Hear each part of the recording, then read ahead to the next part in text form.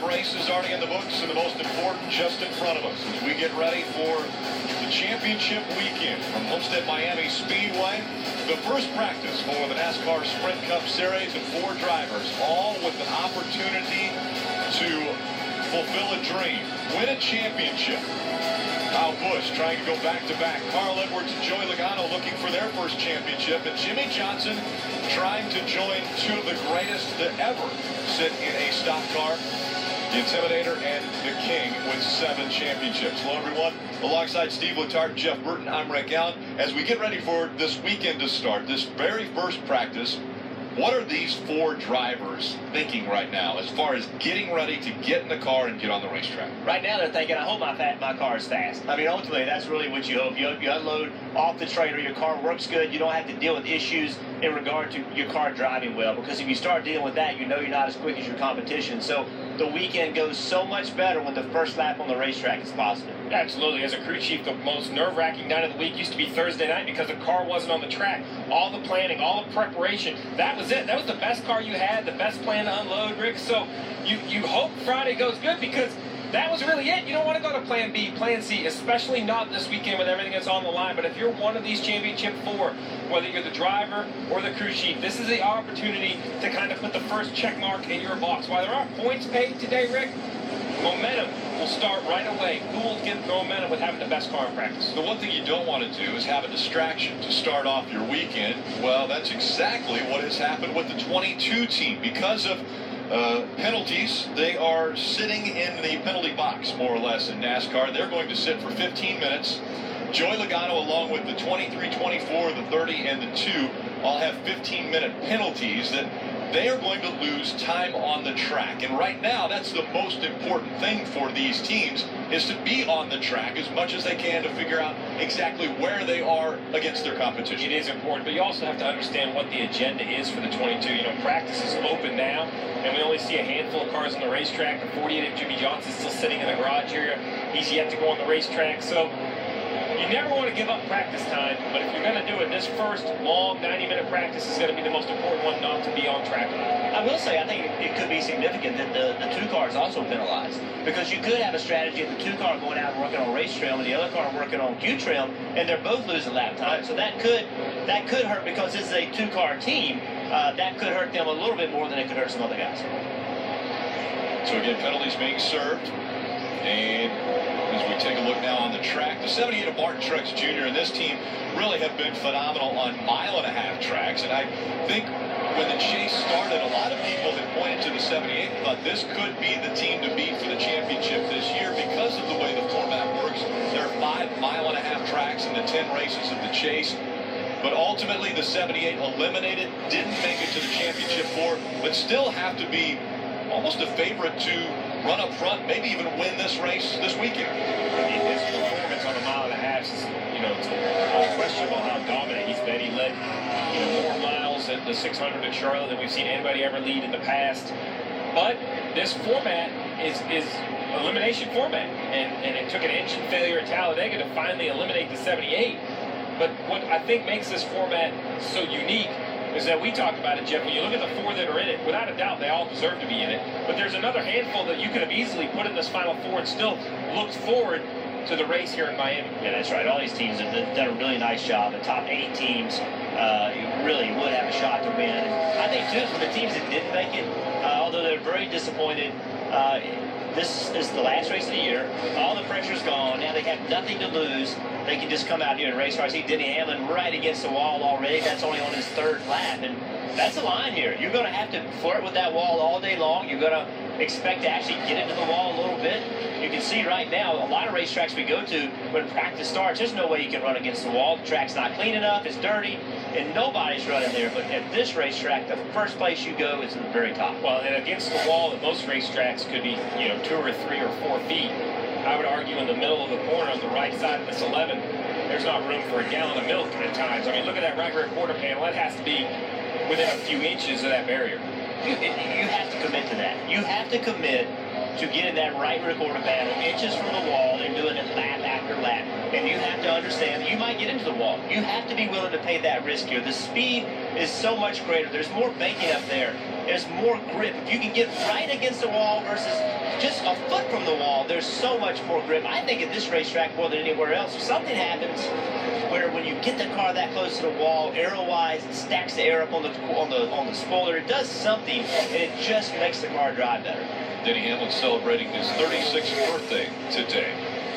As we hand back to the 14 of Tony Stewart's, and this will be his final Sprint Cup Series race, his final Sprint Cup Series weekend. He announced at the end of last year that 2016 would be the final campaign for Tony Stewart. If you look at his career, the 45-year-old has done some amazing things. We threw back to his 2011 championship, the last time he was a Sprint Cup champion. 3 of those titles he has, the Rookie of the Year in '99, 49 career wins, looking for that 50th. It's a milestone win, and obviously they'll throw everything at it when they come here to Miami, this final race, to get that potential 50th win. But what an incredible story, what an incredible career Tony Stewart has had. It really was, and as much as Tony Stewart wants to win that 50th race, arguably I would say in February it was hard for any of us to give him the 49th win. There was just not the performance out of this 14 car for whatever the reason, and I don't think any of us thought he could win a race other than perhaps the speedways. And the opposite of that, he wins at perhaps one of the toughest tracks, Sonoma, at the twists and turns in wine country, and had a great battle with Denny Hamlin to do that. You know, remember, he missed the first 8 races with a broken back to start the year. So the year didn't start off, but the fact that he made the chase with that win at Sonoma, I think while it wasn't the exact year he wanted, it had to be maybe a little bit higher note than people expected. I know Tony, this being his last race, I think that all that's going to hit him on Sunday. And, he's kind of played this thing off as, hey, I'm going to do what I want to do. I'm still going to be around racing. I'm going to drive a much different kind of race cars. I'm a car owner. I'm going to be at the racetrack. But when he gets ready to climb in that car on Sunday, and I speak from experience, he's going to be overwhelmed. It's when you know you're climbing in that thing for the last time, or you know it's your last full year, it creeps up on you when you're actually getting ready to do it. So it'll be interesting to watch his body language and see how he deals with that. Had to check up there a little bit on corner exit. And one of the championship 4.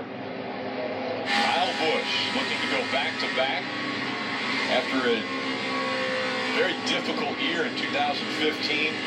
Broken leg and foot to start off the season at the Xfinity race in Daytona.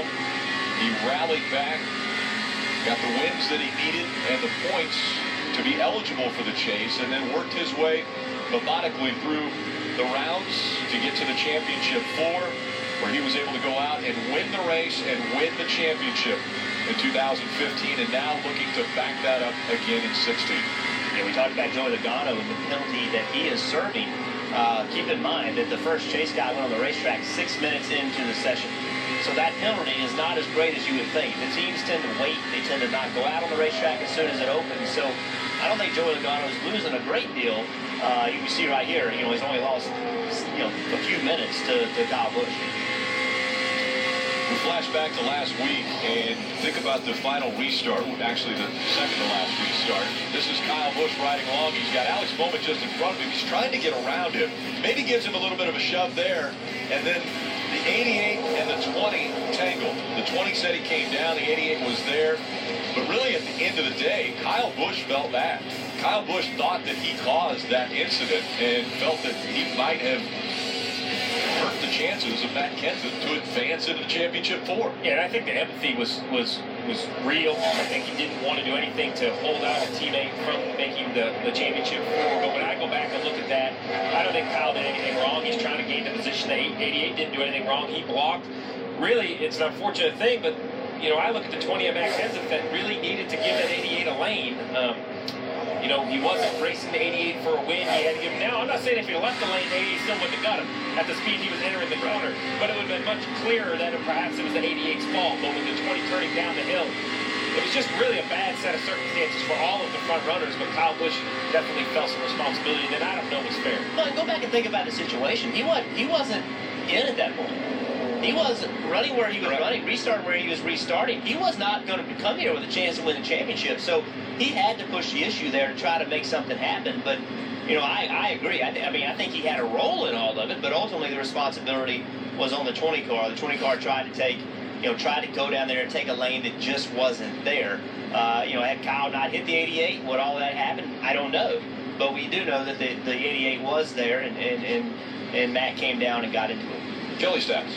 Well, when Kyle was asked about that during this media week, he said now after watching the replay, he really felt like, maybe he took a little bit too much blame. He said, I was a little bit too hard on myself. We all have a little piece of this cake.